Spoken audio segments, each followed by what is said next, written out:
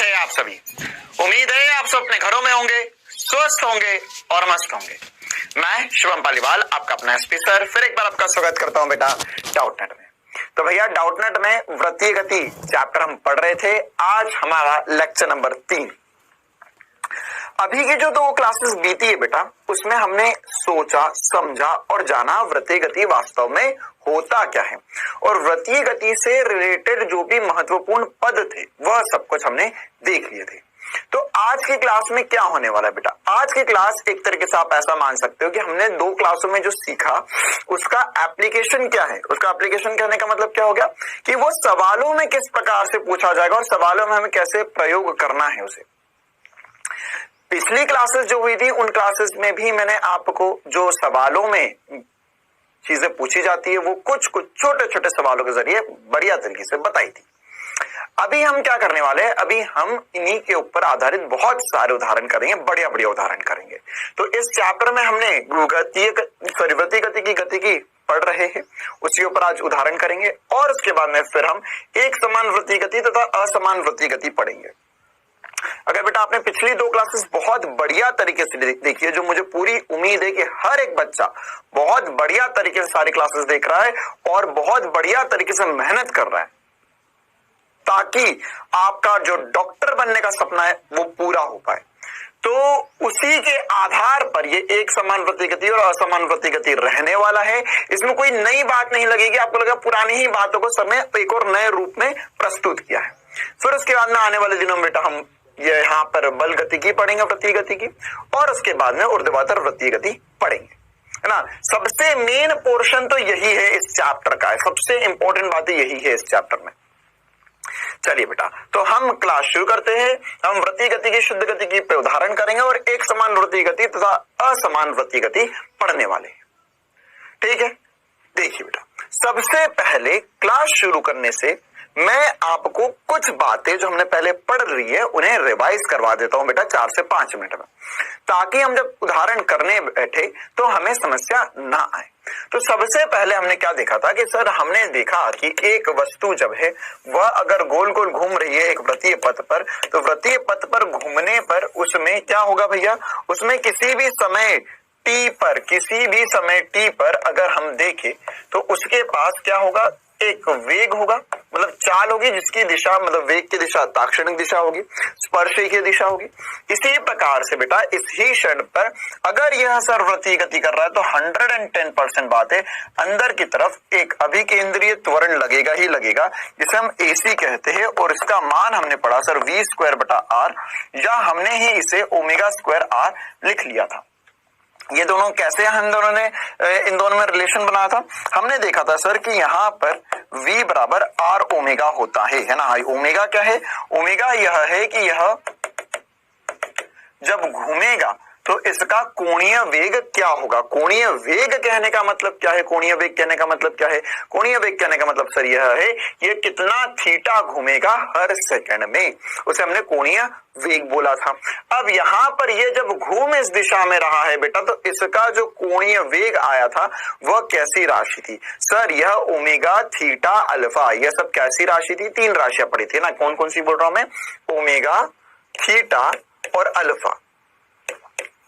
ये तीनों भौतिक राशियां जो हमने पढ़ी यह वृत्तीय गति के लिए पढ़ी थी, वृत्तीय गति के लिए पढ़ी है। और इन तीनों में क्या बात है भैया?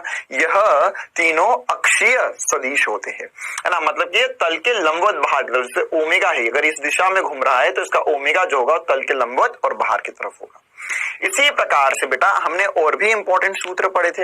हमने देखा था सर कि जहां जहां पर हम वृत्तीय गति पढ़ रहे हैं उन वृत्तीय गति में वस्तु कैसी भी गति करे एक केंद्र की तरफ त्वरण आएगा ही आएगा, जिसे हमने अभिकेंद्रीय त्वरण कहा था। उसके अलावा बेटा क्या देखा था हमने कि सर अगर कोई वृत्तीय गति, जैसे मैं छोटी सी चाप बना रहा हूं, मतलब इसका क्या है, ये नीचे जाके पूरा एक बड़ा वृत्त बना ही होगा। तो हम यहाँ पर समझ सकते हैं कि सर अगर वस्तु इस दिशा में चल रही है और यहां पर इस दिशा में चलते चलते अगर इसकी चाल बढ़ रही है तो इसमें एक और त्वरण रहा होगा जिसे हम स्पर्श रेखीय त्वरण बोलते हैं।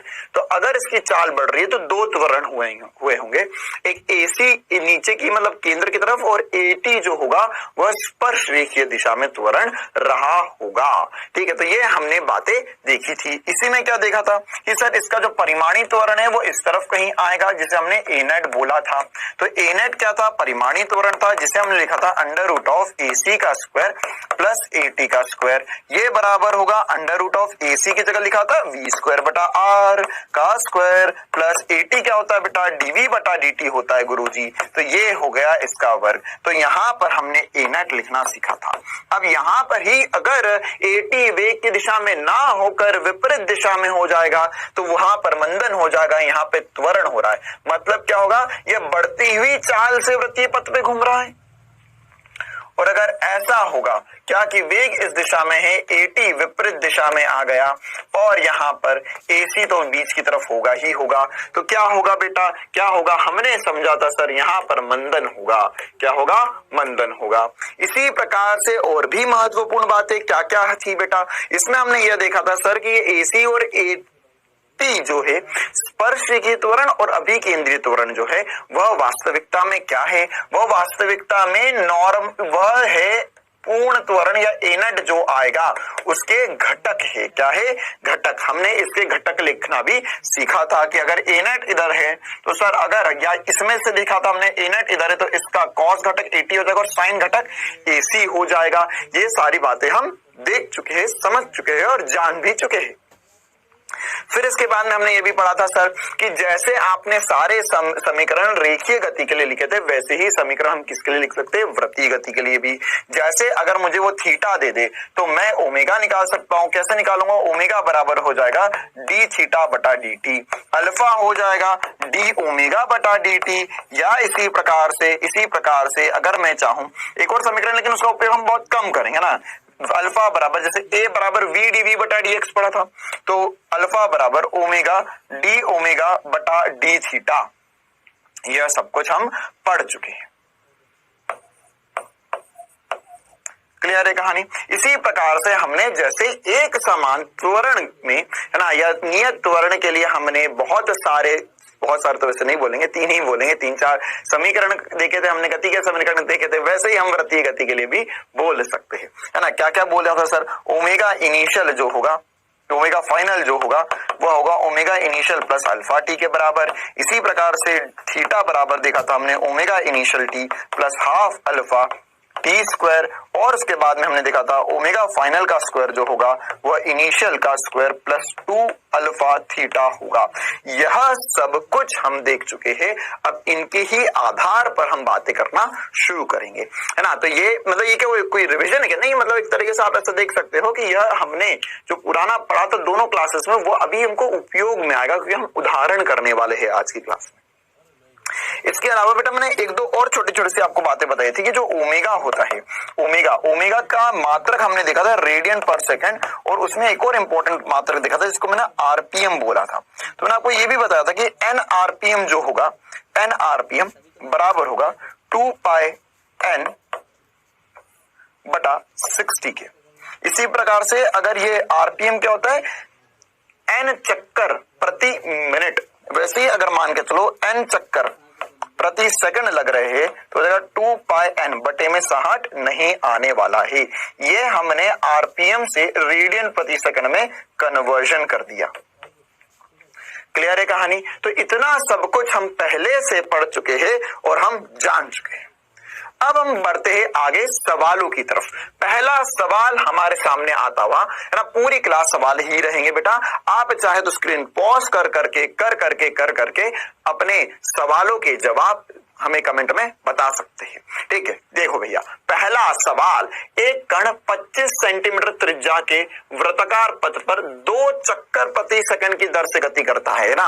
पहला सवाल है, बिल्कुल आराम से स्लोली करना है हमें, है ना। तो देखो क्या दिया हुआ है हमें। सबसे पहले त्रिज्या दी हुई है 25 सेंटीमीटर। तो बेटा अगर हम इसे सेंटीमीटर में है। हमें ज्ञात क्या करना है, त्वरण ज्ञात करना है। किसमें ज्ञात करना है, मीटर प्रति सेकंड स्क्वायर में। तो हमें इसे लिखना पड़ेगा सर, ये हो जाएगा 0 अच्छा सर कैसे कर रहे हो, मैं 100 से भाग दे रहा हूं बेटा, है ना, क्या कर रहा हूं, 100 से भाग दे रहा हूं। तो 25/100 कर दिया तो ये आ चुका है मीटर में, या मैं इसे 1/4 मीटर लिख सकता हूं, है ना, क्योंकि 25 के पहाड़े में 25 × 4 करोगे तो 100 आता है। ये छोटी सी बात है मेरे लिए। फिर मेरे को एक और बात दिखाई दी सर, यहां पर ये दिया हुआ है 2 चक्कर प्रति सेकंड। तो 2 चक्कर प्रति सेकंड मतलब ये दिया हुआ है ओमेगा। कितना दिया हुआ है, ओमेगा। और कितना दिया हुआ है, 2 चक्कर प्रति सेकंड, या इसे मैं 2 RPS लिख सकता हूं। क्या होगा ये, RPS, चक्कर प्रति सेकंड। अभी हमने सीखा कि दिखाई दी सर, यहां पर ये दिया हुआ है 2 चक्कर प्रति सेकंड। तो 2 चक्कर प्रति सेकंड मतलब ये दिया हुआ है ओमेगा। कितना दिया हुआ है, ओमेगा। और कितना दिया हुआ है, 2 चक्कर प्रति सेकंड, या इसे मैं 2 RPS लिख सकता हूं। क्या होगा ये, RPS, चक्कर प्रति सेकंड। अभी हमने सीखा कि सर अगर आपको कोई सी चीज आरपीएस में दी जाए तो आप उसको रेडियन प्रति सेकंड में ला सकते हो। सर रेडियन प्रति सेकंड में मैं क्यों लेकर आऊं सर, मुझे नहीं लाना है, मत ला पगले, लेकिन आंसर गलत आ जाएगा।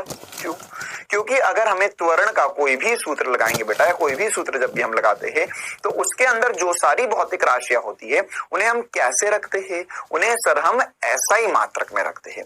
तो ये आरपीएस इसका एसआई मात्रक नहीं है, इसका एसआई मात्रक क्या है, रेडियन प्रति सेकंड। तो कैसे जाएंगे सर, ये हो जाएगा 2πn या 2π × 2, यह हो गया 4π रेडियन प्रति सेकंड।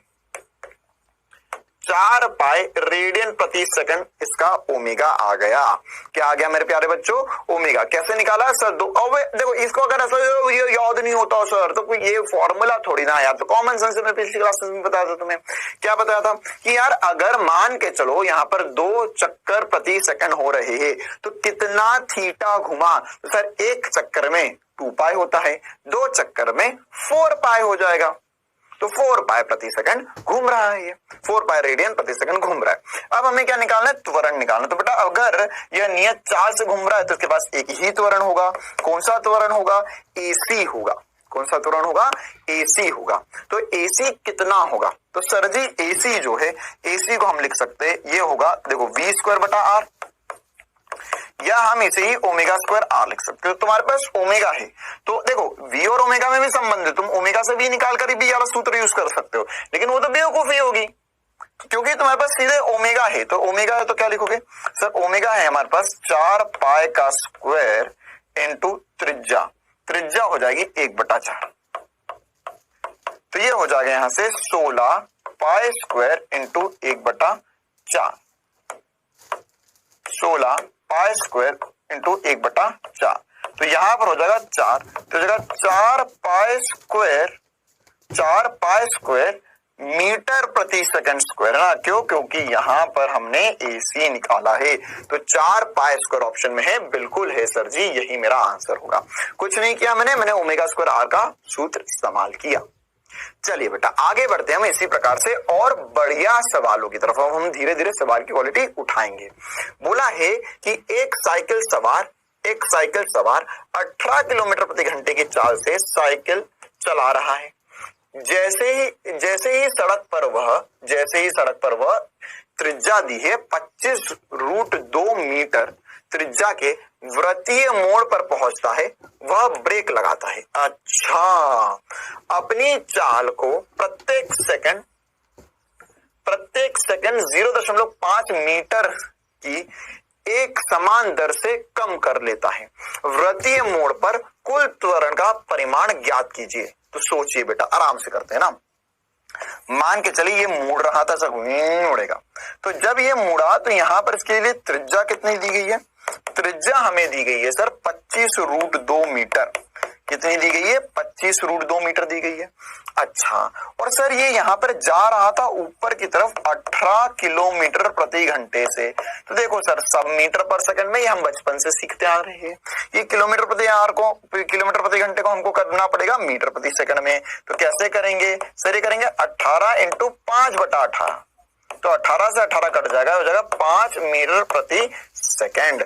तो यह ऊपर की तरफ जा रहा है v से, जो कितना है 5 मीटर प्रति सेकेंड है। अच्छा जी सर, और क्या बोला गया है मुझे सवाल में? और मुझे बोला गया है कि यहाँ पर वह अपनी चाल प्रत्येक सेकंड 0.5 मीटर प्रति सेकंड की एक समान दर से कम कर लेता है।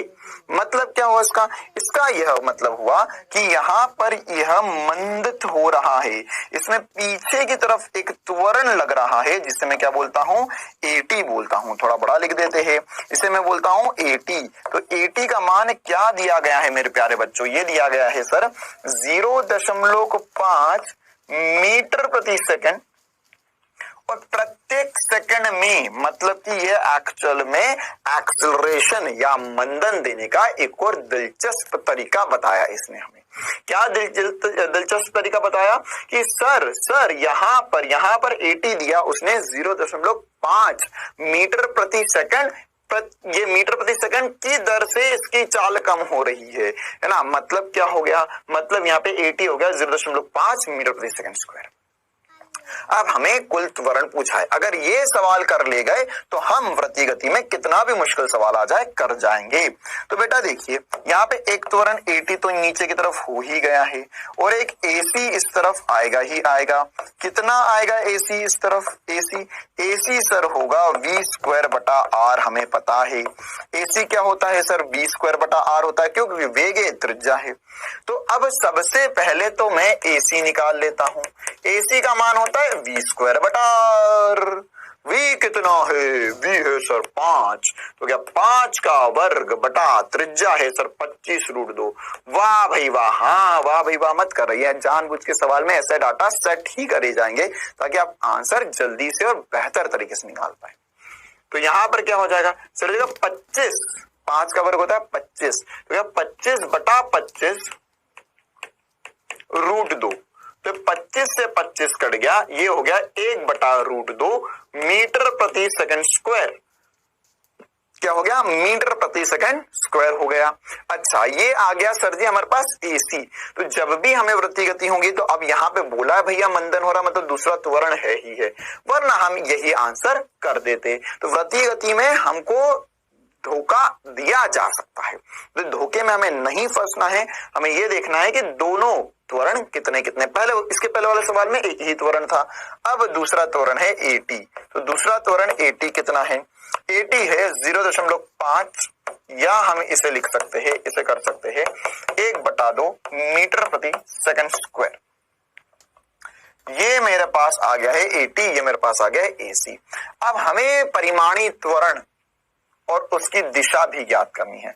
तो परिमाणी त्वरण तो सर इस तरफ कहीं आएगा, अरे यही आएगा ना भैया परिमाणी त्वरण, तो इसे हम A नेट बोल देते हैं। कितना आएगा A net Guruji? A net आएगा बेटा, A नेट का हमने सूत्र पढ़ा है सर, √AC का स्क्वायर प्लस AT का स्क्वायर। तो AC कितना है सर जी? सर जी AC है 1/√2। वाह भाई वाह, 1/√2 का स्क्वायर प्लस AT कितना है सर? 1/2, तो 1/2 का स्क्वायर हो गया। तो इसे हल कर लेते हैं बेटा जी हम। सर हम इसे लिख पाएंगे 1/√2 मतलब 1/2 हो जाएगा। 1/2 का वर्ग मतलब कि 1/4 हो गया। 1/√2 का वर्ग बेटा 2 होता है। तो इसको क्या कर लिया सर हमने? इसको हम और आगे चमका देते हैं। A नेट जो हो जाएगा वो कितना हो जाएगा? इसका LCM आ जाएगा कितना? 4। तो सर हम इसे लिख सकते हैं नीचे 4 ऊपर 2 + 1, है ना। ये आसानी से आप कर भी सकते हो कि 1/2 + 1/4 जो होता है वह 3/4 होगा, है ना। अच्छा 4 हो 4। तो कितना होगा सर? सर यहाँ पर ये हो जाएगा √3/4, या इसे लिख सकते हैं √3/2 मीटर प्रति सेकंड स्क्वायर। यह परिमाणी त्वरण आ गया। सब कुछ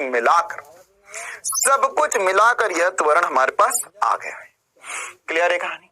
अच्छा सर, अब इसके अलावा इसकी दिशा भी ज्ञात करनी है, दिशा भी ज्ञात करनी है। तो दिशा कैसे ज्ञात करें सर?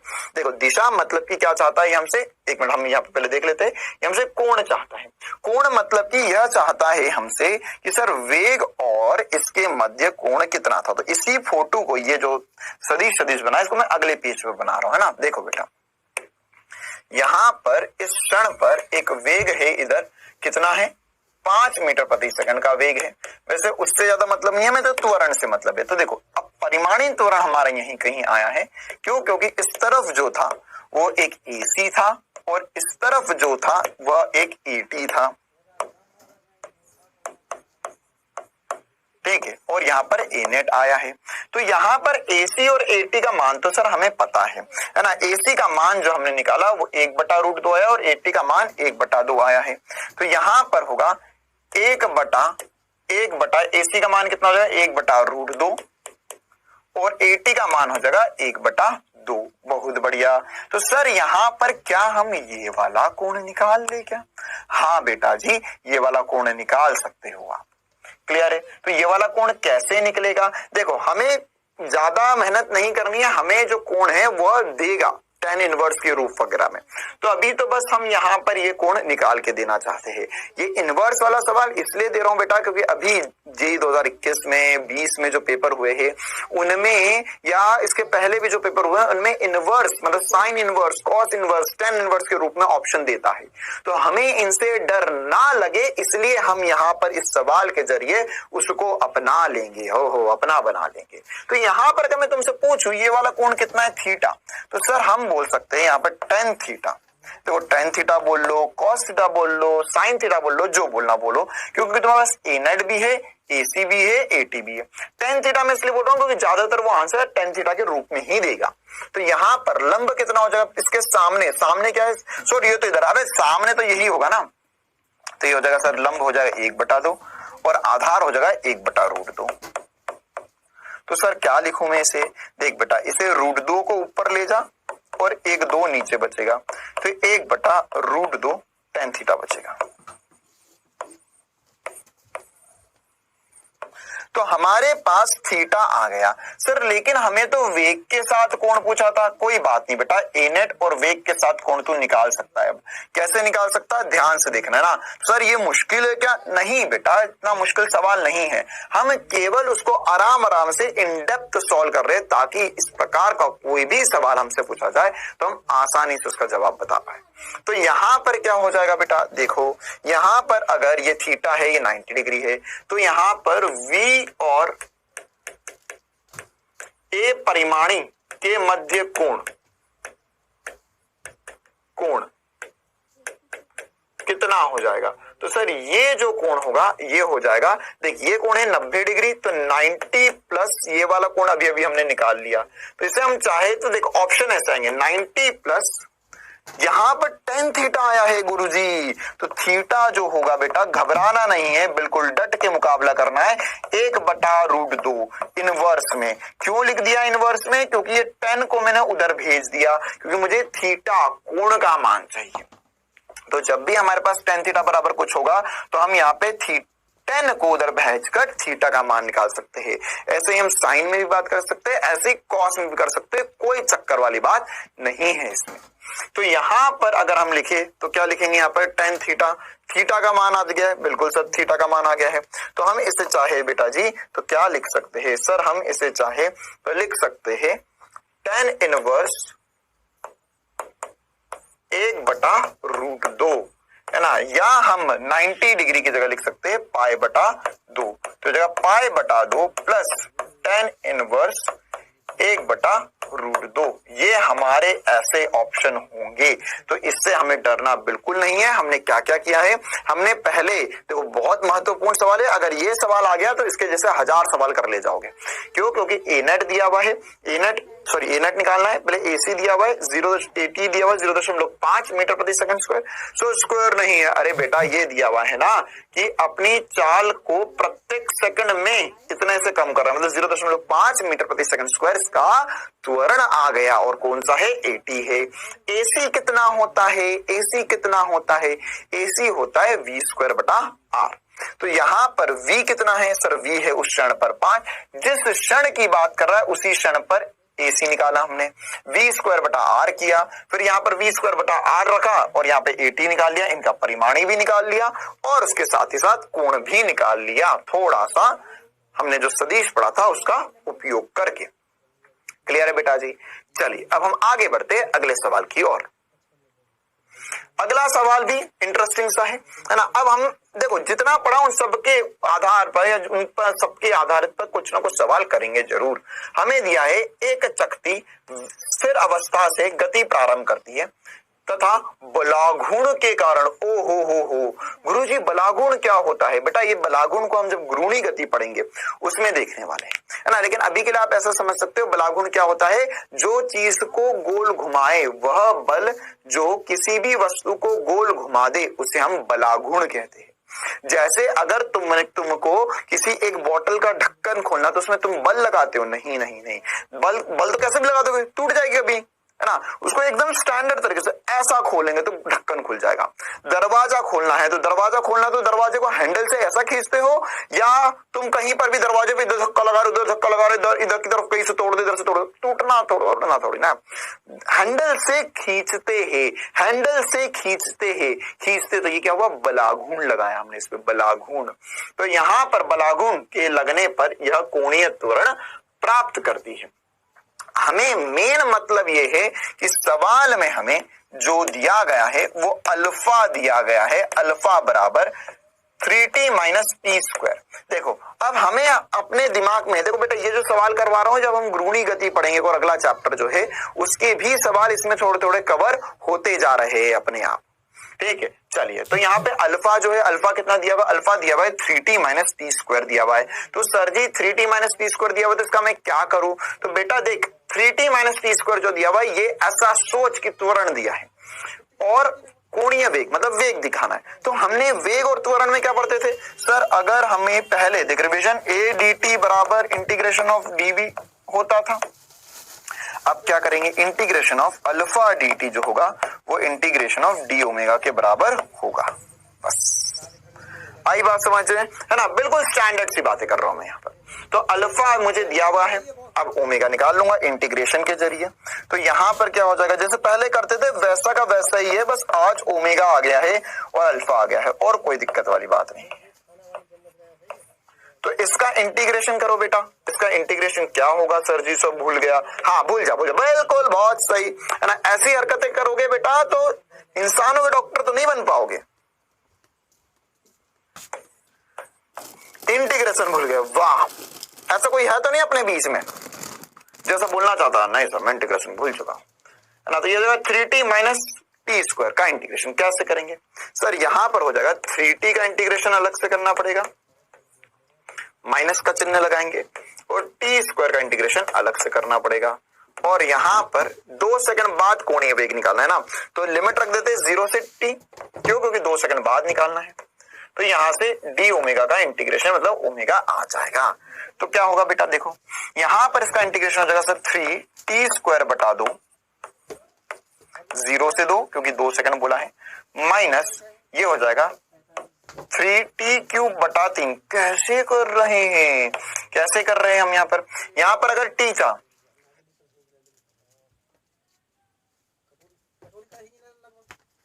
सॉरी यहाँ पर t था तो बेटा t है, t की घात है 1 और यहाँ पे t की घात कितनी है 2 है।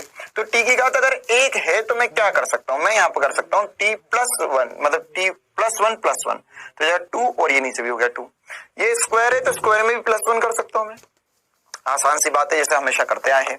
और यहाँ पर ये बनेगा ओमेगा, इसमें एक बार लिमिट रखते बेटा, तो जगह देखो सर 3 एक बार यहाँ पर रखोगे आप तो 2 का वर्ग माइनस 0 का वर्ग बटे में 2 माइनस यहाँ पर होगा 2 की घात 3 माइनस 0 की घात 3 बटे में 3, जैसे आज तक करते आए हैं वैसे ही ओमेगा निकालेंगे। तो कितना होगा सर, ये हो जाएगा 3 गुणा 4 बटा 2 माइनस 8 बटा 3, ये ओमेगा आ गया। तो इसको सॉल्व कर लेते हैं बेटा, अब हम इसको सॉल्व कर लेते हैं और आगे कर लेते हैं। इसमें हो जाएगा सर, ये चाहो तो इसे काट दो और यहाँ पर हो जाए 2, तो कितना आ गया या क्या 6-8/3 ओमेगा, या मैं इसे सॉल्व कर सकता हूं, हल कर सकता हूं गुरुजी, और इसे मैं लिख सकता हूं 18-8, अरे 18-8 होगा 10/3, या हम इसे 3.33 यूनिट क्या बोलेंगे बच्चा पार्टी, रेडियन पर सेकेंड, क्या बोलेंगे रेडियन पर सेकेंड। तो ये 3.33 रेडियन पर सेकेंड यहां पर इसका ओमेगा आ गया। अभी तुझे ओमेगा पूछा है, वो अल्फा भी पूछ सकता था, अल्फा तो दिया, थीटा भी पूछ सकता था। थीटा मतलब विस्थापन पूछा है वेग देके, तो सर एक और बार इंटीग्रेट कर देता यार मैं, इसमें कौन सी बड़ी बात है। अगर मैं एक और बार इंटीग्रेट कर देता तो बात बन जाती, इसमें कोई दिक्कत वाली बात नहीं है। चलिए बेटा आगे बढ़ते हैं और सवालों की तरफ, है ना। अब और कुछ महत्वपूर्ण सवाल, कुछ प्रीवियस ईयर सवाल लेंगे हम जो वृत्तीय गति पर आए हैं। एक पत्थर को 1 मीटर लंबी डोरी के सिरे पर बांधा है, दूसरे सिरे को केंद्र मानकर पत्थर को क्षैतिज वृत्त में स्थिर चाल से घुमाया जा रहा है ना। जैसे मतलब अब ये मैं बोर्ड पे सीधा बनाऊंगा, लेकिन एक्चुअल में कैसा है, ये ऐसा गुल गुल गुल गुल गुल गुल गुल ऐसे घुमा रहे हो ना। तो मैंने एक पत्थर से एक रस्सी में एक पत्थर बांध लिया और दूसरे सिर को पकड़ा और उसे गोल गोल गोल गोल गोल गोल गोल गोल गोल गोल गोल गोल घुमा रहे, ठीक है, एक समान चाल से घुमा रहे। अब बोला है कि यदि यह पत्थर 44 सेकंड में, है ना, 44 सेकंड में 44 सेकंड में 22 चक्कर काटता है, 22 चक्कर काटता है, लाइन को क्रैक करना है और तुम्हें त्वरण बताना है और इसकी दिशा भी बतानी है। तो बेटा सबसे पहले तो ये जैसा आते ही हमने जो पहला सवाल करा था उसके जैसा ही है, बस भाषा बदल दी है इसमें, है ना। यहां पर क्या हो रहा है बेटा, सबसे पहले ये समझते हैं हम कि सर यहां पर ये अगर एक समान बोला है, सवाल में साफ बोला है कि केंद्र मानकर क्षैतिज वृत्त में स्थिर चाल से घूम रहा है, एक समान चाल से घुमाया जा रहा है। तो अगर चाल एक समान होगी तो इसका मतलब क्या होगा सर जी, अगर चाल एक समान होगी तो इसका मतलब क्या होगा सर, इसका मतलब यह होगा कि केवल एक ही त्वरण होगा जिसे हम कहते हैं अभिकेंद्रीय त्वरण AC, AT नहीं आएगा। जब चाल बदलेगी तभी AT आएगा। तो AC निकालना है, AC। अब सर इसका क्या करे, देखो इसका मतलब ये हुआ कि यहां पर 22 चक्कर हो रहे हैं, 22 चक्कर हो रहे हैं 44 सेकंड में, है ना। तो यहां पर मैं कैसे सोचूं इस चीज को, देखो पहले क्या सोचना होगा वो भी बता देते हैं हम आपको। यहां पे हमें निकालना है AC, थोड़ा सा नीचे लिखेंगे हम, AC होगा सर V²/R। तो तुम V²/R से भी कर लो, V निकाल लो, या इसे ही ω²R से कर लो, जैसी इच्छा हो।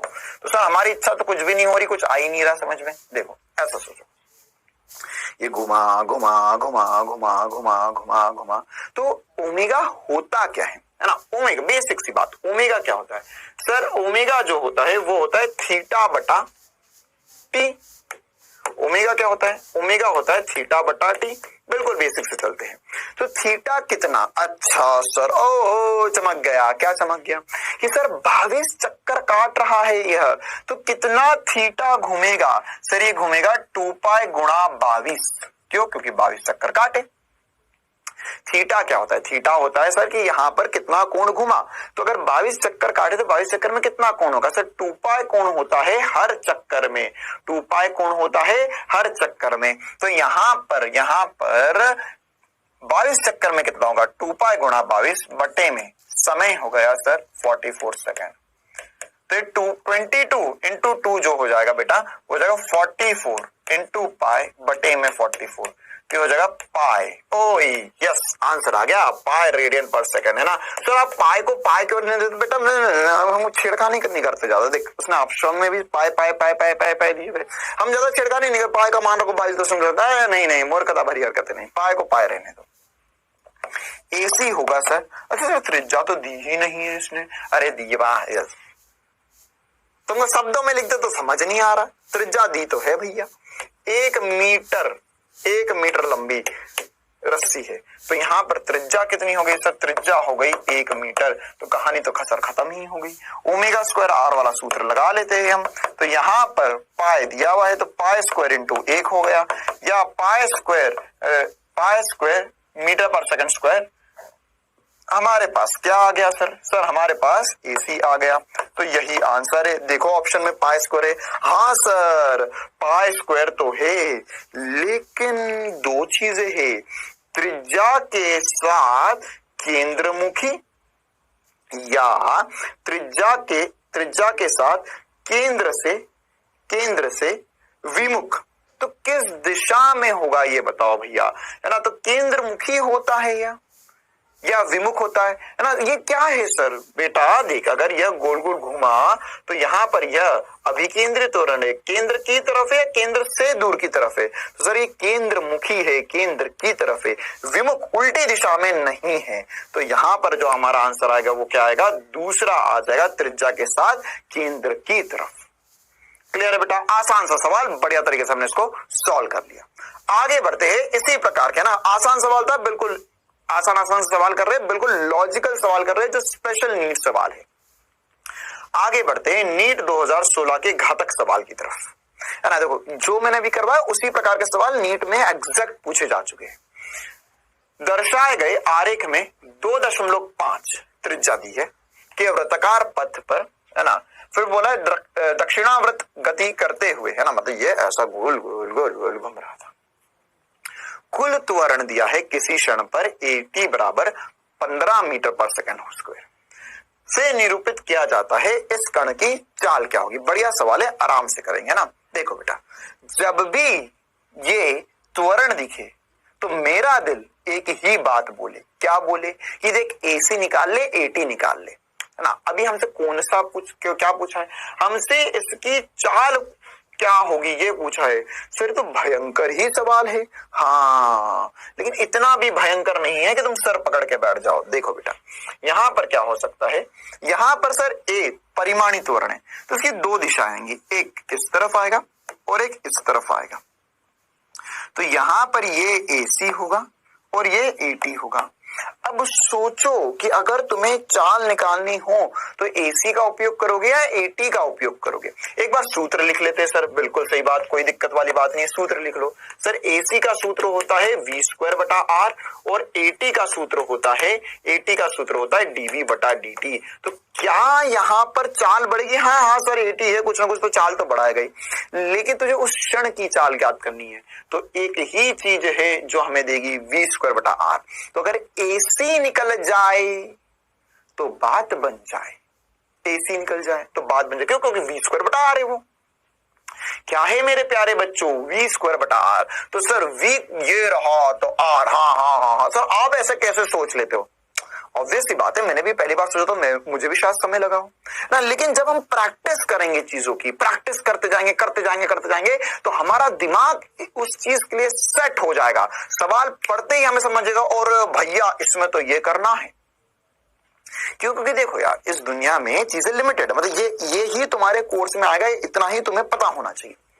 तो अगर तुम उसी में प्रैक्टिस करते गए तो बस बात बन जाएगी ना। देखो बेटा, इस चीज को हम ऐसे बहुत सारे हमारे जीवन में जो बीता है उस उदाहरण से समझ सकते हैं। जब हम बहुत छोटे थे ना, तो हमें चलना तक नहीं आता था।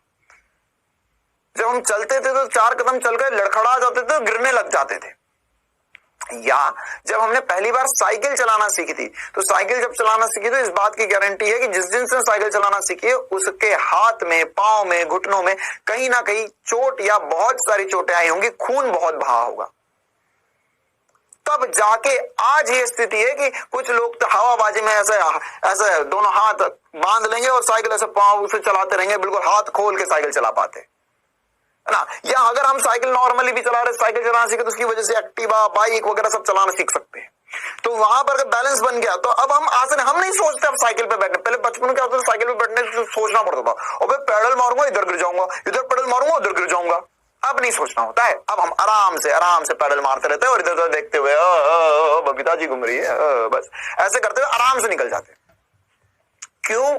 क्योंकि वो चीज पहले हमारे लिए बहुत कठिन हुआ करती थी एक जमाने में, लेकिन हमने उसकी इतनी प्रैक्टिस कर डाली, इतनी साइकिल चला ली कि अब हमें कोई कभी भी सुबह उठते से बोले भैया साइकिल भाई दूध लिया, हम ये तो नहीं बोलेंगे अरे इतनी सुबह मेरे को साइकिल नहीं चलाना डर लगता है। नहीं ठीक है ना, अब तो हम जिद्दी करते हैं, नहीं हम तो साइकिल से ही जाएंगे, नहीं हम तो गाड़ी से ही जाएंगे, अब हम पैदल नहीं जाएंगे। क्यों? क्योंकि हम परफेक्ट हो चुके उस चीज में, हमारे पास परफेक्शन आ चुका है। अब हम कभी भी उस चीज को कभी भी करेंगे और हमेशा 100% तरीके से बढ़िया तरीके से कर पाएंगे। तो वही बात यहां पर भी है बेटा, है ना, कि अगर हम स्टार्टिंग में ही घबरा गए, स्टार्टिंग में अगर मान के चलो उस दिन तुमने सोचा होता जिस दिन साइकिल चलाना सीख रहे थे कि अरे यार मैं तो बहुत बार गिर चुका हूं, मैं नहीं सीखूंगा साइकिल, तो आज तुम बड़े पायलट नहीं बन पाए होते, है ना। कोई जो पायलट गिरी करेंगे, बिल्कुल हीरो बन गए अब तक साइकिल चलाते बाइक चलाते। क्यों? क्योंकि तुमने उस दिन सोचा था कि नहीं मुझे तो सीखना है भैया, है ना, ऐसा कैसे साइकिल चलाना नहीं आएगा क्या, है ना, क्या मुंह दिखाऊंगा मैं दुनिया को। तो बस वही चीज यहाँ पे सोचो भैया कि यहाँ पर अगर तुम अभी घबराए, तुमने छोड़ दी चीज, तो फिर गड़बड़ हो गया, नहीं आएगा आगे, है ना। तो हमने डट कर सामना किया, डट के मुकाबले किया, तो हर चीज अब हमें आती है। देखिए बेटा यहाँ पर हम AC है v²/r है, तो यहाँ पे v²/r, तो अब ए के घटक करने पड़ेंगे। देखो यार ए के 2 घटक, ये ए नेट दिया, ए परिमाणी दिया हुआ हमें एक तरीके से, तो इसका एक घटक इस तरफ आएगा, एक घटक इस तरफ आएगा। तो AC, हाँ सर AC को हम लिख सकते हैं घटक लेकर, AC का पहले परिमाण निकाल लो, ए नेट कॉस 30। सर कॉस क्यों ले रहे हो? क्योंकि कोण के साथ ही, कोण की विपरीत दिशा में होता तो साइन लेते। तो यहाँ पे ए नेट कितना है? ए नेट है सर यहाँ पे 15 cos 30 होता है बेटा, cos 30 होता है सर √3/2। सर बहुत डिफिकल्ट हो जाएगा, नहीं होगा, चिंता मत करो, ये AC आ गया। अब हम बस इस समीकरण में वैल्यू रख देते हैं। AC बराबर होता है सर हमें v²/r पता है, AC की वैल्यू हमने निकाली 15√3/2 बराबर v हमें निकालना है। अच्छा सर, और यहाँ पे r कितना है? 2.5। तो सर इसे इधर गुणा कर दूं, कर दे भैया। तो ये सवाल लेने के मेरे 2-3 मकसद थे। एक तो ये कि नीट का प्रीवियस ईयर सवाल भी, और मैं तुम्हें गणित करना सिखाऊं कि कैसे हम शॉर्ट ट्रिक से, कैसे ज्यादा आसानी से इतना कॉम्प्लेक्स कैलकुलेशन भी सॉल्व कर सकते हैं। देखिए, है ना, यहाँ पर क्यों कॉम्प्लेक्स होगा, देखिए यहाँ पे हो जाएगा 2.5 गुणे में 15 गुणे में √3 बटे में 2, कुछ नहीं कट रहा है, और यहाँ पे v का स्क्वायर है, वह इस पूरे पे वर्गमूल आएगा तो v का मान आएगा। ओहो सर बहुत कठिन नहीं। देखो अब हम इसे चुटकी बजाकर हल कर देंगे। कैसे? यहाँ पर 2.5, तो बेटा इसमें से जैसे ही पॉइंट हटाएंगे हम तो हो जाएगा 25/10 गुणा 15 √3 बटे में 2 का रूट, ये v आ गया। देखो अब कुछ ऐसा सोचो कि कुछ चीजें मैं बाहर निकाल सकता हूं, बिल्कुल निकाल सकता हूं। 25 में से 5 बाहर ले लूं, है ना, यहां पर इसे काट दूं मैं, है ना, तो यहां पर आ जाएगा सर, एक मिनट, इसे 10 ही रहने दो, है ना।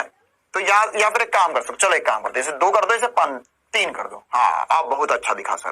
देखो तो यहाँ 25 है, 25 रूट के बाहर जाके 5 बना देगा, और 2 है, 2 मतलब 4 है, 2 गुणा 2 है 4, तो वर्गमूल के बाहर जाके 2 बना देगा। अंदर बचा है 3√3। घबराना नहीं है, कैलकुलेशन करना है हमें। कितना आएगा सर? ये आएगा 25 मतलब 2.5, ये कितना हुआ सर? ये हो गया √3 गुणा 1.7। √3 का मान होता है बेटा 1.7, तो सर ये हो जाएगा 25 गुणा रूट में, देखो सर इसे लिखना चाहे हम तो इसे सर हम लिख सकते हैं 5.1, या लगभग मैं 5 मान सकता हूं, लगभग मैं 5 मान सकता हूं। अब मुझे पता है कि सर 4 का वर्गमूल 2 होता है, 4 का वर्गमूल कितना होता है? 2 होता है। तो मैं यहां पर लिख सकता हूं सर ये 2 से थोड़ा सा, लगभग 2 से थोड़ा सा ज्यादा, मैं लगभग मान निकाल रहा हूं कि 2.2 के करीब सर कुछ आएगा लगभग। तो ये अगर मैं 2 ही मान लेता तो जब 2.5 गुणा 2 मतलब 5 से हल्का सा ज्यादा मेरा आंसर आना चाहिए। मैं इसे गुणा नहीं करूंगा, गुणा नहीं करेंगे, गुणा नहीं करना है। यकीन मानो मेरी इस बात पे कि नीट 2016 में जिन बच्चों ने ये सवाल अटेम्प्ट करा, मतलब वो टॉप 1000 के टॉप टॉप 2000 वाले बच्चों ने, जो टॉपर होते उन्हीं ने ये सवाल किया था। क्यों इतना खतरनाक कैलकुलेशन देख के सबने हाथ खड़े कर दिए। ठंडन गोपाल, तुम्हें हाथ खड़े नहीं करना है, बिल्कुल आसान सी बातें है ना, बिल्कुल आसान सी ट्रिक है। √3 का मान 1.7 लगा लो और इसके आगे जो भी एसपी स्टार मेथड में बताता हूं कैलकुलेशन को शॉर्ट करने के, वो वाले लगा के। तो एसपी स्टार मेथड में तुम लोग एक है तो मैं इसे √5 मान सकता हूं अप्रोक्सीमेटली। तो 5 मतलब 2 से थोड़ा सा ज्यादा, तो मतलब ये 2.5 में 2 का गुणा करना है थोड़ा सा ज्यादा, मतलब कि 5.7 मीटर पर सेकंड मेरा आंसर आ जाएगा। क्लियर है बेटा? बहुत ही खूबसूरत सा सवाल है, एक बार बढ़िया तरीके से सभी बच्चे नोट कर सकते हैं। चलिए हम आगे बढ़ते हैं और भी इसी प्रकार के खूबसूरत सवालों की तरफ। हमें बोला है कि सर एक गतिपालक चक्र, हो क्या होता है पता नहीं, हमें तो इन बातों से मतलब है 600 चक्कर प्रति मिनट से घूर्णन कर रहा है, मतलब गोल घूम रहा है। फिर बोला है यहां पर कि समान रूप से मंदित होकर 2 मिनट पश्चात रुक जाता है, तो कोणीय मंदन ज्ञात कीजिए। तो सर अब हमें सवाल समझ देखकर कैसे समझ में आएगा कि क्या करना है। देखो बेटा, ये सवाल जो है वो सिंपल सवाल है। सवाल में हमें कोणीय त्वरण बोला है। कोणीय त्वरण कब पढ़ा था? हाँ सर कोणीय मंदन बोला है उसने, मतलब रेडियन पर सेकंड में, मतलब कि अल्फा पूछना चाह रहा है वो। तो अल्फा पूछना चाह रहा है, मतलब कि थोड़ी आसान सी बात होगी हमारे लिए। क्यों आसान सी बात होगी सर? अल्फा निकालना कोई बड़ी बात नहीं है। क्यों? क्योंकि तुझे क्या दिया है? ओमेगा इनिशियल दिया हुआ है। कितना दिया हुआ है? 600 चक्कर प्रति मिनट। चक्कर प्रति मिनट मतलब क्या हो गया बेटा? ये हमें दिया हुआ है आरपीएम। क्या दिया हुआ है? आरपीएम। चक्कर प्रति मिनट हो गया है हमारे पास 600 आरपीएम दिया हुआ है ये। तो मैं चाहूं तो सर इसे लिख सकता हूं 600। अच्छा क्या कर रहा हूं मैं इसे ले जाऊंगा रेडियंट में। तो कैसे ले जाऊं मैं इसे रेडियंट में? आसान तरीके से 2 पाई इंटू n बटे में 60, या मैं इसलिए लिख सकता हूं 2 पाई इंटू 600 बटे में 60। तो सर ये तो कट गया, तो कितना आ गया सर? ये हो गया यहां पर 20 पाई रेडियन प्रति सेकंड। क्या हो गया? 20 पाई रेडियन प्रति सेकंड ओमेगा इनिशियल आ गया। फिर रुक गया। देखो इसको ऐसा, अगर तुम गोल गोल, मेरे दिमाग में वृत्ति गति चल ही नहीं रहा है, मेरे दिमाग में दोस्तों चल रहा है एक वस्तु थी, चल रही थी, जगह रुक गई, बस ये चल रहा है मेरे दिमाग में, और कुछ भी नहीं चल रहा है। यही चल रहा है मेरे दिमाग में कि चल रही थी, चलते चलते रुक गई, मुझे प्रारंभिक वेग दिया है, अंतिम वेग 0 होगा, समय दिया है, त्वरण निकालना, खत्म बात, और कुछ नहीं चल रहा है दिमाग में। तो यहां पर समय कितना है सर? टी। सर टी इस दुष्ट ने दिया है हमें 2 मिनट। तो ये पगला सवाल 2 मिनट हमें समय दे गया, तो इसे लग रहा था कि हम नहीं कर पाएंगे, इसलिए इसने मिनट में दे दिया। अरे 2 मिनट मतलब कितना हो गया सर? ये हो गया 120 सेकंड। अब ये सोचो, तुम्हारे पास प्रारंभिक वेग है, समय है, अंतिम वेग 0 है, तो कैसे निकाल सकते हैं सर? सर हम करेंगे ओमेगा फाइनल बराबर omega initial plus alpha T, या हम चाहे तो अल्फा बराबर डेल्टा ओमेगा बटा डेल्टा टी भी कर सकते थे, दोनों ही बातें एक ही है। अब ओमेगा फाइनल तो सर हो गया है 0, बिल्कुल मेरे प्यारे बेटे, ये हो गया है 0। ओमेगा इनिशियल कितना है सर? ये 20 पाई। अल्फा कितना है पता नहीं, समय कितना है 120, कहानी खत्म हो चुकी है। तो ये इधर की तरफ आ जाएगा, तो कितना हो जाएगा सर? -20 पाई बराबर अल्फा इंटू 120, ये 120 से गुणा कर दो, तो यहां पर कितना हो गया है? यहां पर हो जाएगा सर -20 पाई बटे में 120 बराबर हो गया अल्फा के। तो बेटा देखो ये हो गया 6, 0 से 0 कटेगा, 2 गुणा 6 करोगे तो 12 आता है, तो इसका मतलब कितना हो गया सर? -पाई बटा 6। ओ हो -पाई बटा 6, पाई बटा 6 मतलब क्या हुआ सर? -पाई बटा 6 रेडियंट प्रति सेकंड स्क्वायर। ये आ गया मंदन, या वैसे एक्चुअल में ये त्वरण आया है ना, तो मंदन क्या होगा? नेगेटिव हटा लो, तो सर पाई/6 हमारा जवाब आ जाएगा। बहुत खूबसूरत सा सवाल है, मुझे नहीं लगता किसी को कोई भी डाउट होगा ना। बिल्कुल आराम से हमने किया। ओमेगा फाइनल हमने 0 पता था, ओमेगा इनिशियल पता था, समय पता था और यहां पर अल्फा हमने निकाल लिया। क्लियर बेटा, बिल्कुल आसान सा सवाल। चलिए आगे बढ़ते हैं और भी इंटरेस्टिंग बातों की तरफ, है ना। एक और AIPMT 2015 का बहुत बहुत बढ़िया सवाल हमें करना है, बहुत दिलचस्प सवाल, प्रीवियस ईयर सवाल, है ना। आई कैप जे कैप वगैरह मिलाकर बहुत कुछ दिया हुआ है हमें। क्या क्या कर सकते हैं हम ये देखते हैं। ये बहुत बढ़िया लेवल का सवाल है बेटा। देखिए यहां पे दिया हुआ है कि समय के साथ एक फलन है ना, आर सदिश दिया है हमें। दिल पे पत्थर रखकर ये सवाल मैंने तुम्हें क्लास में सॉल्व करा दिया, है ना। आराम से देखना क्या क्या हो सकता है, वो सब कुछ हम निकालेंगे। ठीक है, चलिए सबसे पहले हमें दिया हुआ है कि यहां पर ये सर सदिश है। तो बेटा देखो, अब मैं इस सवाल के जरिए, इस प्रीवियस ईयर सवाल के जरिए तुम्हें 2-3 बहुत बहुत महत्वपूर्ण बातें सिखा रहा हूं।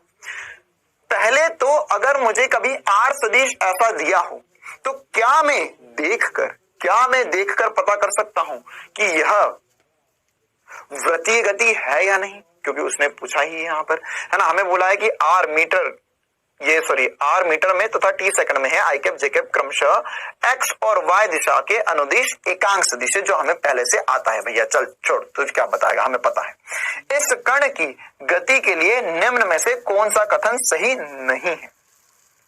कण के पथ की त्रिज्या, है ना, बाकी बहुत सारी बातें बोली, हम एक एक करके समझते। देखो यहां पे हमें दिया गया है, ये पहले तो आर बराबर कुछ दिया हुआ है। सर अगर आर बराबर कुछ दे दे हमें, तो हम कैसे पता करेंगे कि यह वृत्तीय गति है या नहीं है। तो देखिए बेटा, अगर मान के चलो मैंने बोला कि आर सदिश जो है वो हो गया एक्स आई कैप प्लस वाई जे कैप, है ना। फिर से बोल रहा हूं, दिल पे पत्थर रखकर, प्रीवियस ईयर सवाल है, बहुत इंपॉर्टेंट सवाल है, मैं करवा रहा हूं क्लास में ना। बहुत सारे मास्टर्स को छोड़ देते भैया ये बच्चों के समझने की बस की बात नहीं है, लेकिन मैं चाहता हूं कि तू हर चीज समझे, हर कुछ आना चाहिए तुम्हें। यहां पे आर सदिश हमें दिया गया है ना, तो हर चीज से लड़ना सीखना होगा हमें। तो हम कैसे पता करें कि यहां पर यह वृत्तीय गति हो रही है या नहीं हो रही है। तो बेटा अगर यहां पर x square plus y square बराबर सी आ जाए या कुछ नियत आ जाए, तो यह होता है एक वृत्त का समीकरण, जो मैंने तुम्हें बहुत पहले बताया था जब हमने क्या पढ़ा था, हमने मूलभूत गणित पढ़ा था। तो यह एक वृत्त का समीकरण है।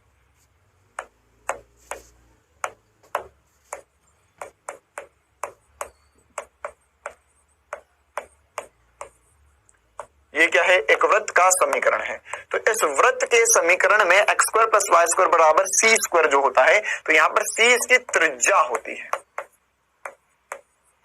सी क्या होती है, त्रिज्या होती है। तो अब हमें यह पता करना है कि ऐसा कुछ संभव है या नहीं है। तो कैसे पता करें, देखो बेटा यहां पर अगर अभी मैं अपने आर सदिश पर ध्यान दूं, तो सर आर दिया गया है मुझे 4 साइन, है ना, पता नहीं क्या दिया, बहुत अजीब सा। कोई दिक्कत नहीं, तू लिख बस, घबरा मत, बस लिख, बढ़िया तरीके से आ जाएगा। सर हम नहीं घबराते, अब बाबा बोलते रहो तो घबरा मत। अरे हाँ ठीक है भैया, वो हमारी आदत पड़ गई तो 1-2 बार निकल जाता है मुंह से। चलिए तो यहां पर अब ये हो जाएगा 2 पाई टी जे कैप। तो ये पूरा मेरे लिए x हो सकता है और ये पूरा मेरे लिए y हो सकता है। x स्थिति और y स्थिति बताइए। तो एक बार हम इसका वर्ग करके जोड़ कर देखते हैं इनको। तो क्या हो गया सर, यहां पे हो गया 4 साइन 2 पाई टी का स्क्वायर, ये x है, प्लस 4 कॉस 2 पाई टी का स्क्वायर। ये कितना आया, अगर ये सी स्क्वायर के बराबर आ जाए तो बात बन जाए। तो देखो भैया यहां पर निकालते हैं, ये कितना आया सर, 4 का square sine square 2 pi t plus 4 का square cos square 2 pi T. यहां पे से 4 का स्क्वायर कॉमन ले लो, ये हो जाएगा साइन स्क्वायर 2 पाई टी, कुछ होगा यार 2 पाई टी, मुझे नहीं पता, कुछ कोण है अंदर, plus cos square 2 pi T. ये ये मुझे कराना मेरा फर्ज नहीं बनता है ना, ये नहीं करवाते लोग इस दुनिया में, लेकिन मैं तुझे इस बात का एहसास दिलवाना चाहता हूं कि कभी भी तुझे समीकरण दिया हो तो तुम पता कर पाओ कि ये वृत्त है या नहीं है, वृत्तीय गति हो रही है या नहीं हो रही है ना। लोग ऐसा बोलते देख देख देख, ओहो ये वृत्तीय गति दिया ही है तो यहां से 4 कॉमन ले ले, 4 की त्रिज्या हो गई, खत्म।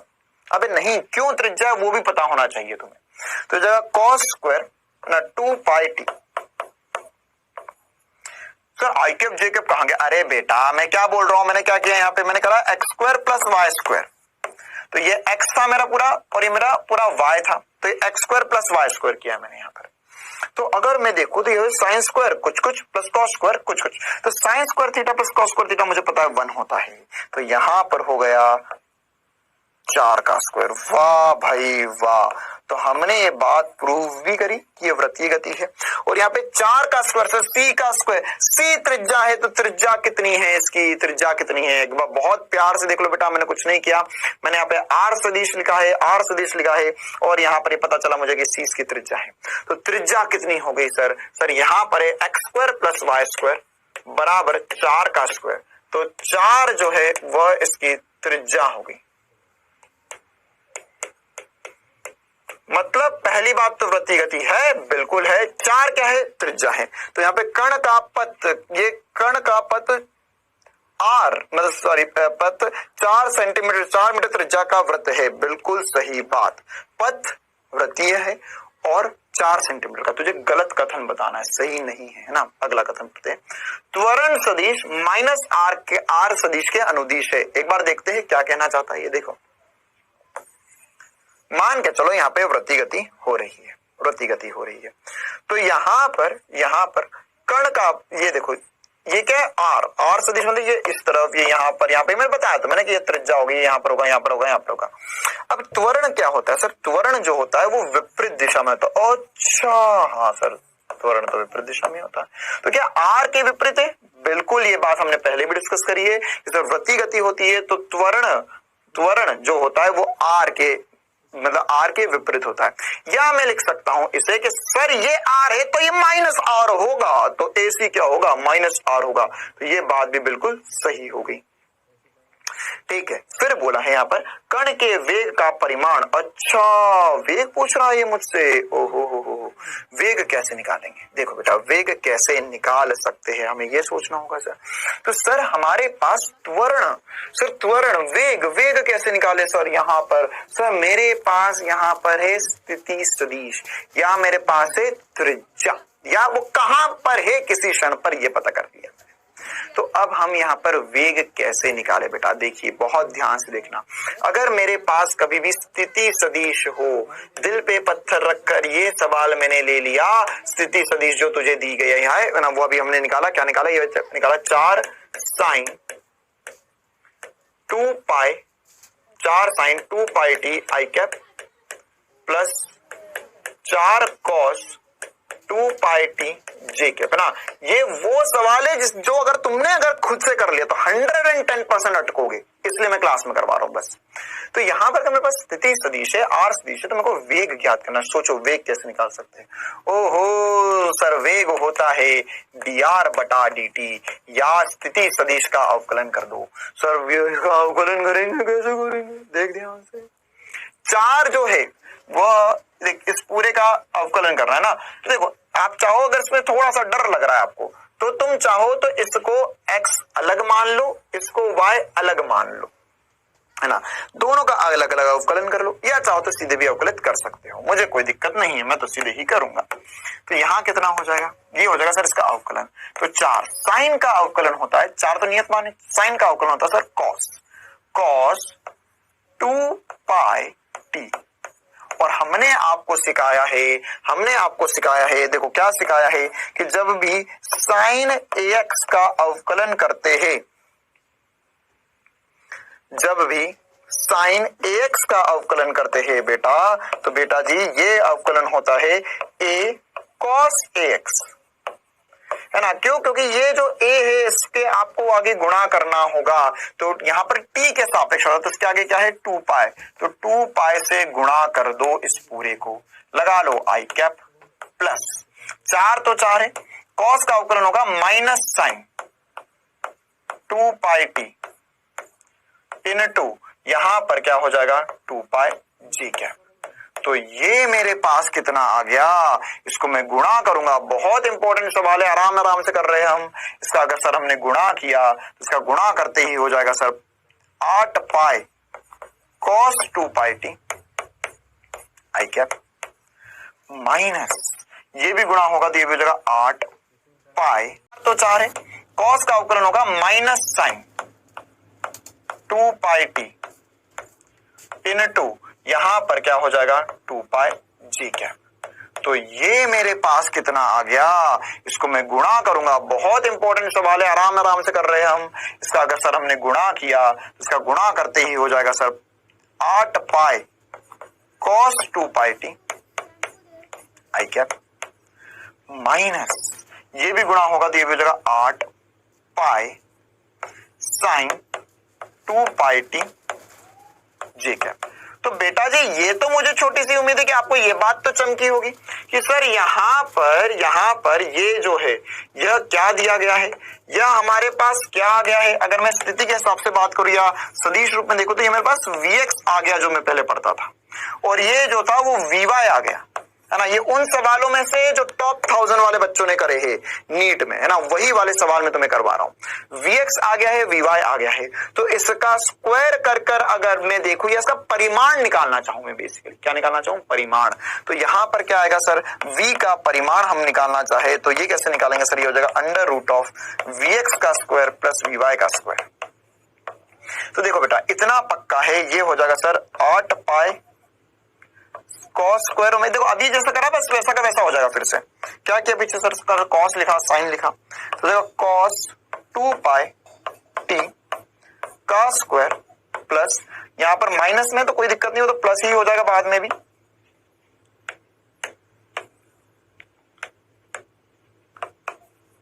Eight pi sine 2 pi t j cap.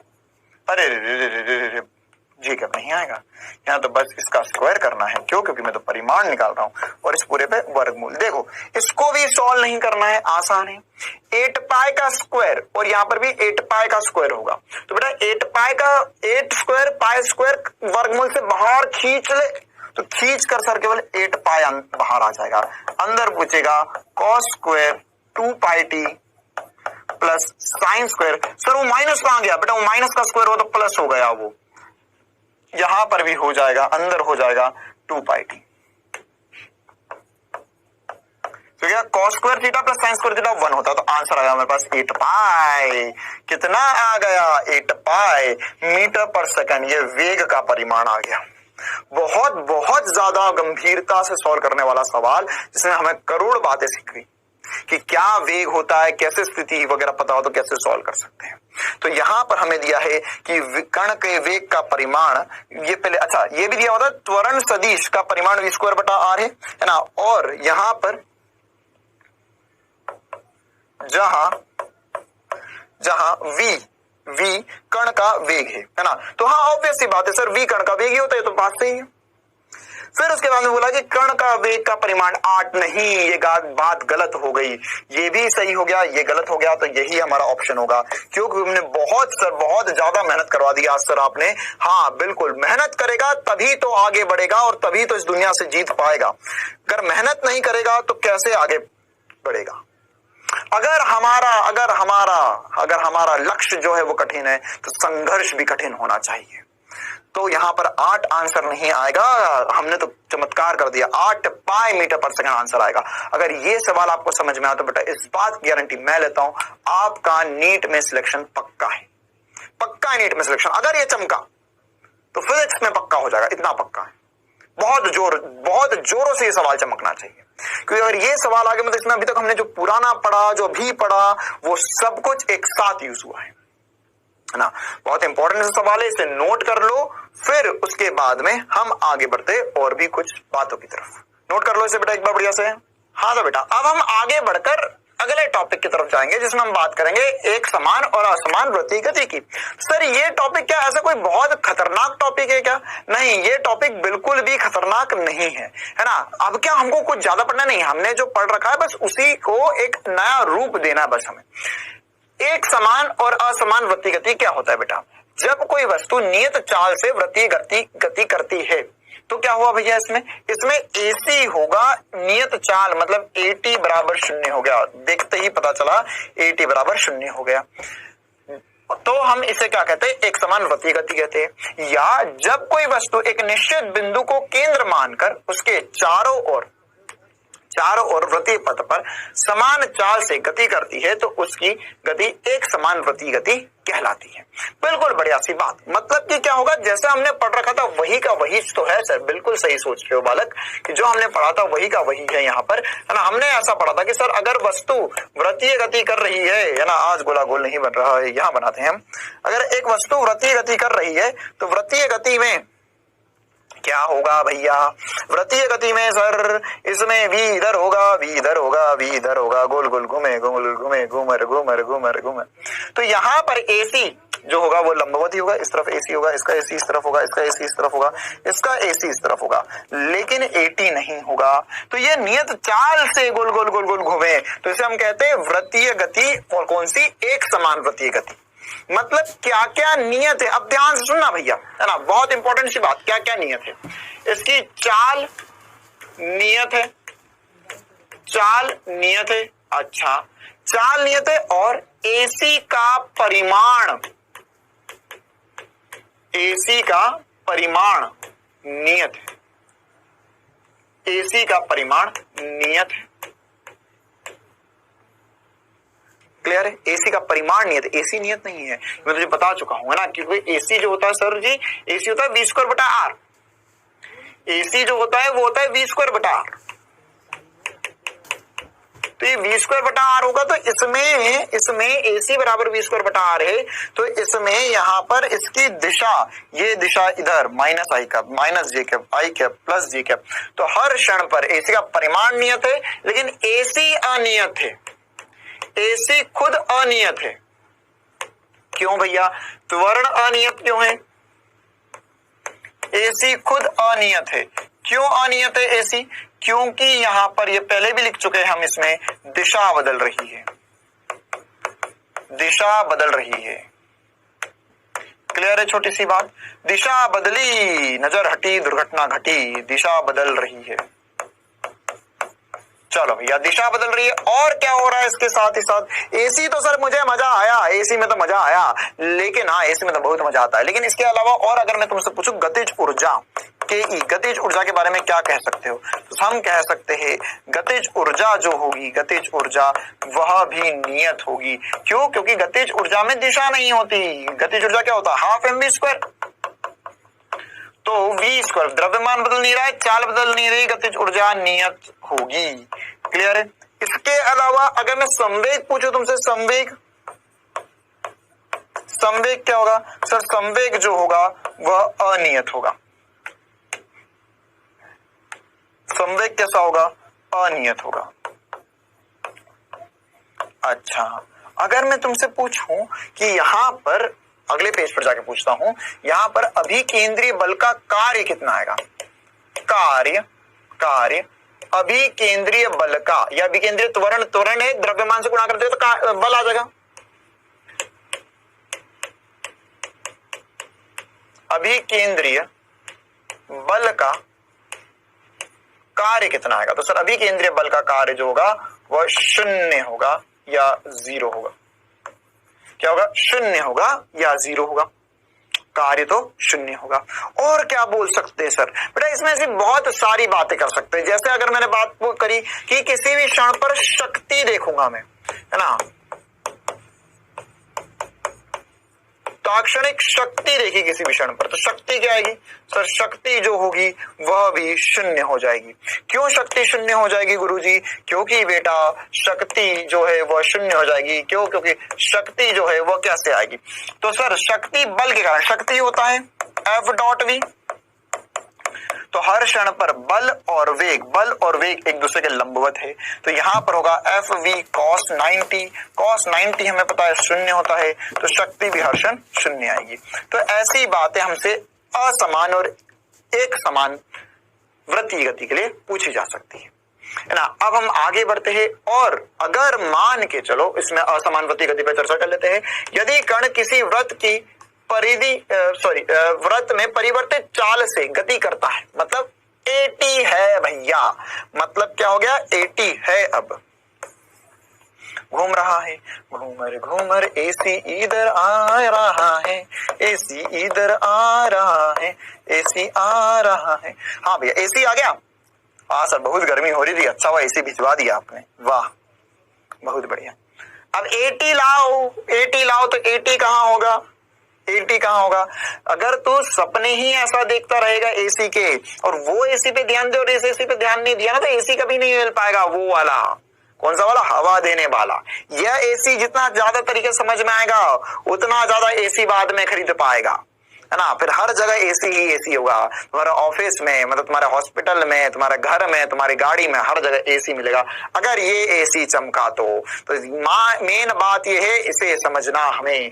तो यहाँ पर अब एटी भी होगा, देख वेग इस दिशा में होगा, वेग इस दिशा में होगा, है ना। अब लेकिन यहाँ पर यह परिवर्तित हो रहा है तो एटी भी आएगा, मतलब अब एसी भी नॉट इक्वल्स टू जीरो है और एटी भी नॉट इक्वल्स टू जीरो। सबसे इंपॉर्टेंट बात, तो अगर यह हो गया तो हर भौतिक राशि जो मैंने पीछे लिखी थी सब अनियत हो जाएगी। मतलब चाल, वेग, त्वरण, त्वरण, फिर उसके बाद में गतिज ऊर्जा, संवेग, सब का सब अनियत होगा। अरे बाबा सब कुछ अनियत हो जाएगा। क्लियर है। तो एक सबसे बड़ा डिफरेंस है यह एक समान और असमान वृत्तीय गति में। चलिए बेटा आगे बढ़ते हैं और हम इस पर एक सवाल कर लेते हैं असमान वृत्तीय गति पर, तो मजा आ जाएगा जिंदगी का, है ना। ये चैप्टर पूरा एकदम बढ़िया तरीके से चमकेगा। हमें बोला है एक कण 1 मीटर त्रिज्या की वृत्तीय पथ पर गतिशील है, इसकी चाल देख, कैसे पता चला यह अनियत है, इसकी चाल दी गई है। तो यह क्या हुआ, यह असमान वृत्तीय गति होगा, असमान वृत्तीय गति। क्यों भैया, क्योंकि इसकी चाल असमान है, चाल समय पर निर्भर कर रही है, चाल बढ़ कम रही है, तो असमान होगा। मतलब एटी भी आएगा, एसी भी आएगा, बिल्कुल वैसे ही सवाल है जैसा हमने पहले पीछे किया, 110%। तो हमें त्वरण का परिमाण ज्ञात करना है। तो कौन से त्वरण होंगे गुरुजी, 2 त्वरण होंगे। त्वरण जो होंगे इसमें 2 त्वरण होंगे, एक होगा एसी और एक होगा एटी, 2 त्वरण होंगे। बहुत बढ़िया बात। अब एटी क्या होगा और एसी क्या होगा, कैसे निकाले सर। उसने बोला टी बराबर 1 सेकंड पर एटी और एसी। तो एटी तो मुझे बचपन से पता है भैया, फिजिक्स का बचपन जब से है हमारे पास, तो एटी मुझे पता है सर। त्वरण जो होता है नॉर्मल वाला होता है, ये होगा डीवी बटा dt। तो यहाँ क्या हो गया, इसे लिख सकता हूं सर डी 2t स्क्वायर बटे में dt, या मैं इसे निकाल के लिख सकता हूं 2 इंटू 2t, या मैं इसे 4t लिख सकता हूं। यह आ गया 80, तो 80 आ गया 4t, 80 आ गया 4t। अब यहां पर t जो होगा वह 1 सेकंड पर निकालना है, तो ये हो जाएगा 4 इंटू 1 मतलब 4 मीटर प्रति सेकंड स्क्वायर। 80 कितना होगा, 4 मीटर प्रति सेकंड स्क्वायर होगा। अगर मैं एसी पूछूं तुमसे, एसी सर एसी है, एसी किसे निकालेंगे ना भैया।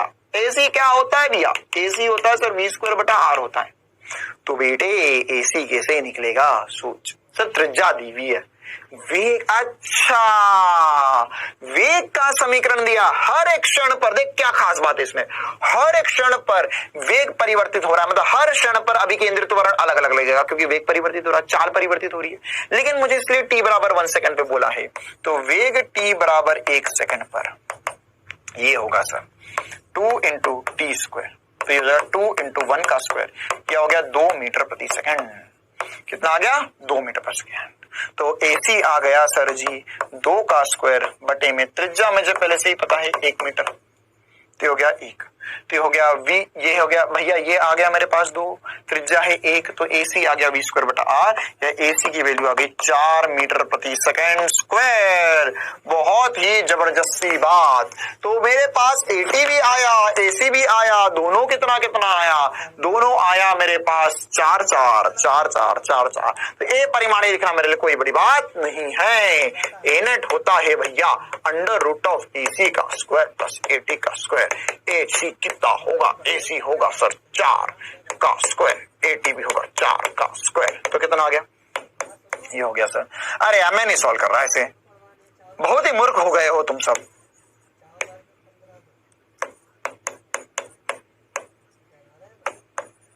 अरे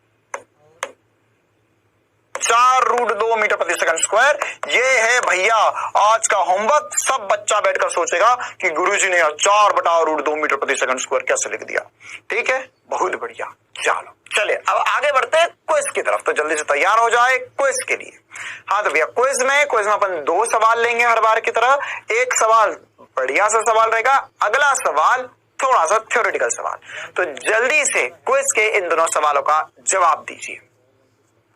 क्विज का पहला सवाल आपके सामने, यदि कण का कोणीय वेग घूर्णन कोण, अरे बिल्कुल मूर्ख बनाने वाली बात, ओमेगा दिया है तुझे, ओमेगा दिया हुआ है थीटा का स्क्वायर प्लस 2 थीटा,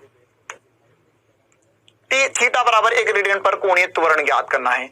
ओमेगा दिया है अल्फा, सोच वेग दिया है, त्वरण ज्ञात करना है dv/dt। वैसे हम करेंगे d ओमेगा/dt, d ओमेगा/dt करेंगे तो अल्फा आ जाएगा, और थीटा बराबर 1 रेडियन पर पूछा है। तो लेकिन t तो है ही नहीं, यही तो सोचना है कि t नहीं है तो कैसे करेंगे। v dv/dx याद आया कुछ कुछ, ऐसे होगा हमारे पास ओमेगा d ओमेगा/d थीटा। चलिए भैया time up time up time up time up. अगला सवाल बहुत ही चुटकी बजाओ आंसर पाओ वाला सवाल, आसान सा सवाल। एक कण r त्रिज्या के वृत्तीय पथ पर एक समान कोणीय चाल से ओमेगा से गतिशील है, तो कण का त्वरण क्या होगा। त्वरण AC बताना है आपको, AC क्या होगा। थोड़ा सा ट्विस्ट है, v²/r होता है, ओमेगा²r होता है सर, ऐसे तो ऑप्शन ही नहीं है। सोचो, r को हटाओ उससे, P बराबर R ओमेगा का यूज करो, R को हटाओ, आंसर आएगा।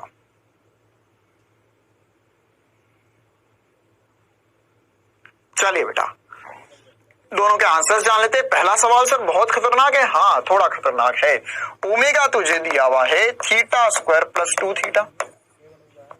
अब यहां पर अल्फा ज्ञात करना है। अल्फा होगा sir omega d omega theta. ये कहां से आया, मुझे पता है a बराबर v dv/dx होता है। तो वेग और मतलब ओमेगा और थीटा दिया, मतलब कि वेग और एक्स में मुझे संबंधित दिया हुआ है, तो उसी का उपयोग किया मैंने। तो ओमेगा मुझे पता है, d ओमेगा/d थीटा निकाल लो पहले तो ये हो जाएगा सर 2 थीटा प्लस 2, बस चिपका दो, आंसर आ जाएगा। अल्फा यहां से लिख सकते हैं सर, अल्फा हो जाएगा ओमेगा की जगह लिखेंगे theta square plus 2 theta into d omega theta, तो होगा 2 थीटा प्लस 2, कितना होगा 2 थीटा प्लस 2, वैल्यू उठा के रखो, आंसर आ जाएगा। तो इसका मल्टीप्लिकेशन करेंगे तो हो जाएगा 2 थीटा का cube plus 2 theta square plus 4 theta square plus कितना होगा, ये हो जाएगा सर 2 4 थीटा। सर वैसे रखने की जरूरत नहीं थी, डायरेक्ट भी कर सकते, कोई दिक्कत वाली बात नहीं है। थीटा की जगह 1 रख दे, आंसर आ जाएगा। तुम चाहते हो तो यहां पर भी रख सकते हो, यहां भी रख दो, कोई दिक्कत वाली बात नहीं है। तो ये अल्फा का मान निकालना है थीटा बराबर 1 रेडियन पर, तो 2 धन 4, तो 4 ये हो गया कितना 6 और 2 12 हो गया, 12 रेडियन प्रति सेकंड स्क्वायर। तुम चाहते तो ऊपर भी रख देते, 1 और 2 3 हो जाता, और ये हो जाता 4 गुणा 3 करते 12 आ जाता। अरे कर रहे भाई, मजा क्यों देखता है, ऐसा गणित है इसमें। गुणा भाग नहीं सिखाया कभी किसी ने बचपन में, हमने ही सिखाया, हमने ही बहुत बार बता दिया तुम्हें गुणा भाग। तो चलो भैया आगे बढ़ते हैं। सर यहाँ पे आर तेज, सर ये कैसा सवाल है, त्वरण पूछा उसने मुझसे। हाँ तो त्वरण होता है बेटा omega square r, sorry omega square गुणा आर या वी स्क्वायर बटा आर होता है। तो सर ये तो ओमेगा स्क्वायर गुणा आर होगा और ये वी स्क्वायर बटा आर है। तो सर ये तो दोनों ही ऑप्शन में नहीं है, मैंने तो फर्स्ट वाला टिक कर दिया, बहुत ही बढ़िया, पूरे ही मूर्ख हो तुम। ओमेगा स्क्वायर आर होगा, ओमेगा स्क्वायर बटा आर नहीं होगा। तो अब हम क्या करेंगे, अब यहां पर हमें एक और समीकरण पता है, v बराबर आर ओमेगा। तो अब हम r का मान रखते हैं, r होगा v बटा ओमेगा, है ना। बिल्कुल जबरदस्त सवाल हमने बनाया आपके लिए। त्वरण होगा सर ओमेगा स्क्वायर, किसी में भी रख दे, ओमेगा स्क्वायर आर की जगह लिखता हूं मैं v बटा ओमेगा। तो एक ओमेगा से एक ओमेगा कट जाएगा, v गुणा ओमेगा आंसर आ जाएगा। सर ऐसा खतरनाक वाले का यूज तो कभी किया नहीं बेटा, इसका यूज कभी नहीं होगा, क्योंकि त्रिज्या देगा या v देगा आर और ओमेगा देगा ही देगा। लेकिन ये थ्योरेटिकली इसने क्वेश्चन पूछ लिया कि त्वरण का मान क्या आएगा, ठीक है। तो थोड़ा सा दिमाग चलाने को मांगते हैं भैया, v बराबर आर ओमेगा, जनता को दिमाग चलाना होगा। तो यहाँ पर होगा सर ओमेगा स्क्वायर आर, तो यहां से हमने r का मान उठाकर रख दिया। क्लियर है बात। चलिए बेटा, तो आज की क्लास के लिए हम इतना ही रखते हैं। इसके बाद में हर बार की तरह होमवर्क आपको ऐप में ही मिल जाएगा। और अब हम कल की क्लास में मिलेंगे, जिसमें हम वृत्तीय गति की, बल गति की पर डिस्कशन करेंगे।